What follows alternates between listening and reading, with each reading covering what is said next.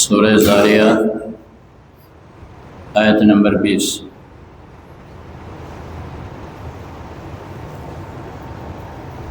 سبحانك لا علم لنا إلا ما علمتنا إنك أنت العليم الحكيم۔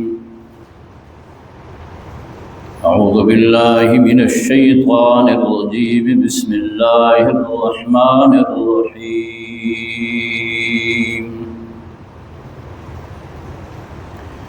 وفي الأرض آيات للموقنين وفي السماء وفي أنفسكم أفلا تبصرون۔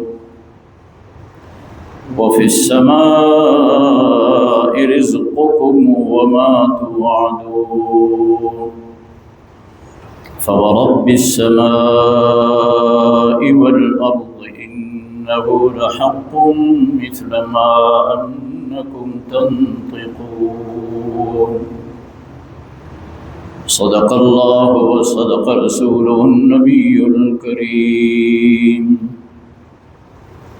ونحن على ذلك لمن الشاهدين والشاكرين، والحمد لله رب العالمين۔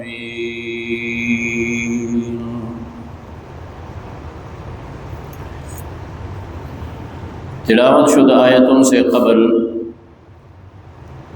جنتیوں کا تذکرہ تھا، اللہ کے نیک بندوں اور ان کے صفات بیان ہو رہی تھی۔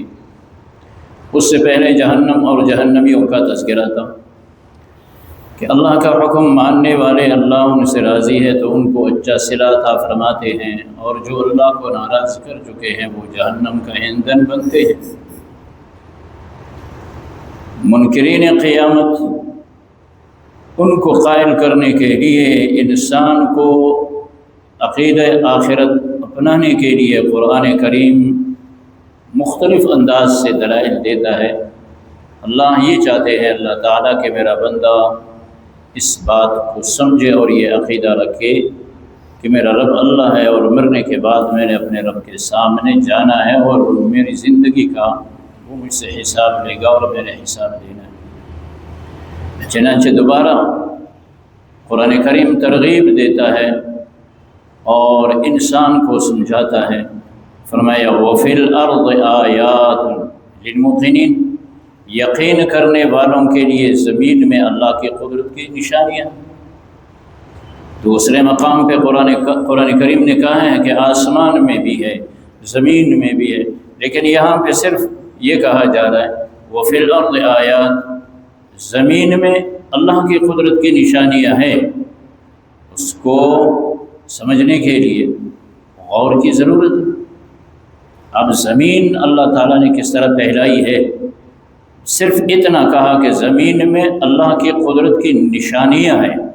اب انسان اس زمین میں غور کرے اور اس میں اللہ تعالیٰ کی تخلیقات کو دیکھے، پہاڑوں پہ نظر دوڑائے، جو چیزیں اللہ پاک نے پیدا کی ہیں ان میں غور کرے اور فکر کرے، جو نباتات ہیں، جو جمادات ہیں، جو درخت ہیں، جو کھیت ہیں، جو باغات ہیں، اعلیٰ حاضر قیاس کتنی چیزیں ہیں زمین پہ جن کو ہم جانتے تک نہیں ہیں۔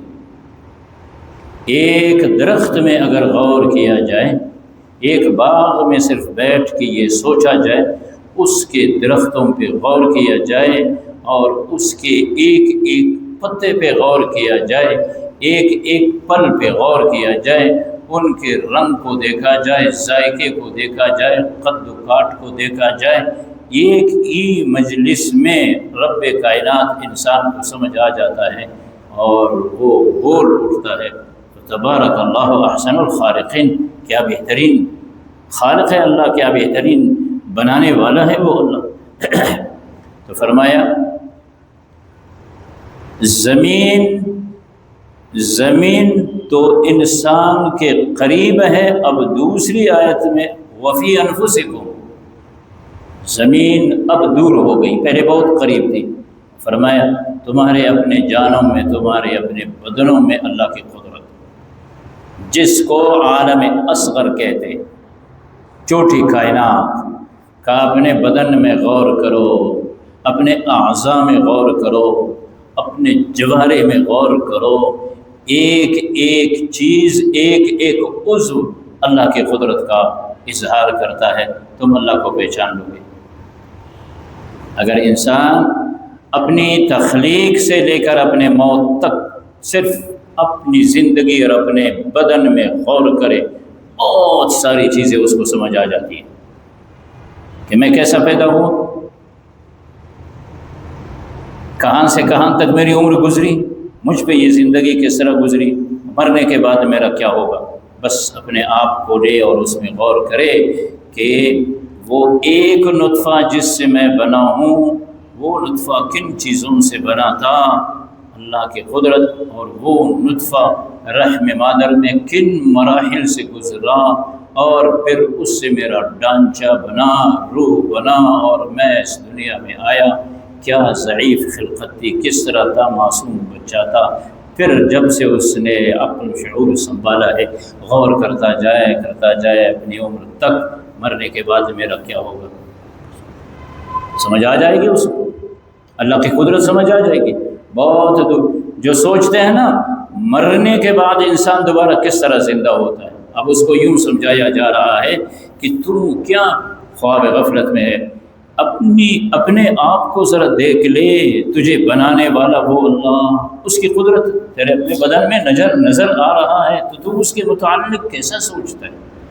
اب جہاں قرآن کریم کہتا ہے نا وفی انفسکم، تمہاری اپنی بدنوں میں اللہ کی قدرت بے شمار ہے، پھر کیا فرمایا، افلا تبصرون، کیا دیکھتے نہیں ہو، وفی انفسکم افلا تبصرون، دیکھتے نہیں ہو۔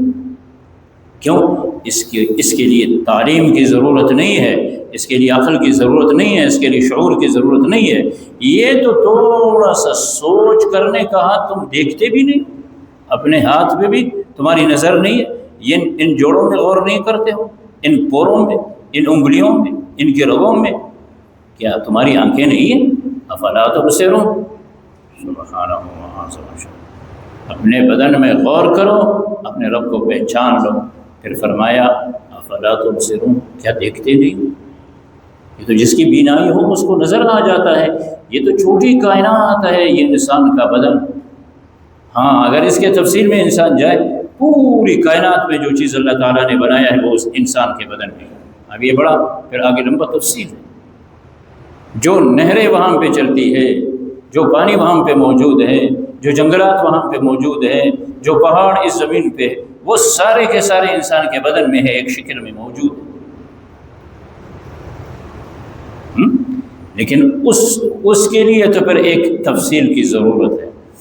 ایک چھوٹی سی مثال ہے، میں دے دیتا ہوں کہ ایک آنکھ ہے، اس سے پانی ٹپکتا ہے، آنسو ٹپکتے ہیں، آنسو نکلتے ہیں، وہ آنسو میٹھے بھی ہوتے، وہ آنسو ترش بھی ہوتے۔